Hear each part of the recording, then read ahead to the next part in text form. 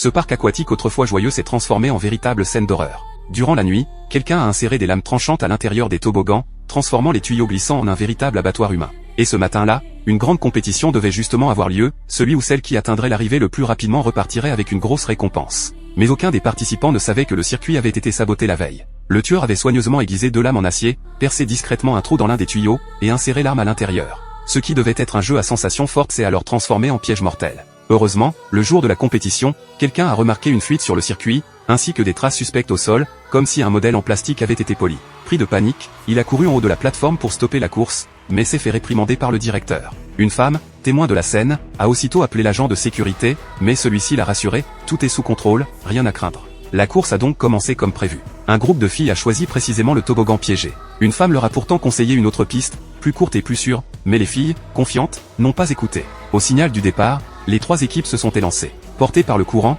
les jeunes filles prenaient de la vitesse, enchaînant virages et descentes avec euphorie. Mais alors qu'elles abordaient le dernier virage, l'horreur surgit, des lames brillantes bloquaient le passage. Impossible de freiner. Les corps ont été déchiquetés. Pendant ce temps, l'équipe arrivée en premier célébrait sa victoire. Mais soudain, un flot de sang s'est mis à couler depuis un tuyau voisin, provoquant un mouvement de panique chez les spectateurs. L'agent de sécurité s'est évanoui sous le choc. Pourtant, en haut de la plateforme, les autres concurrents, ignorants du drame, se préparaient pour la deuxième manche. Un employé, comprenant que quelque chose de grave s'était produit, tenta d'intervenir à nouveau. Mais l'un des participants, agacé, le poussa violemment dans le toboggan, celui avec les lames.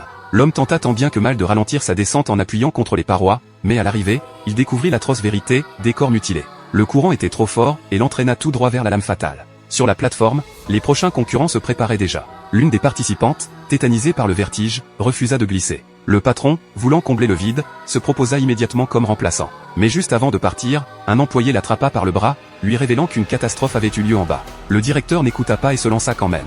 L'employé, désespéré, essaya encore d'arrêter le reste des participants, mais l'ambiance était à l'euphorie, les autres joueurs, surexcités, le poussèrent à son tour dans le toboggan. Même l'agent de sécurité, revenu sur les lieux pour alerter les autres, fut jeté dans la glissade infernale. En un instant, toute l'eau du parc fut teintée de sang. Personne, absolument personne, n'aurait pu imaginer que la responsable de ce massacre n'était autre que la propriétaire du parc elle-même.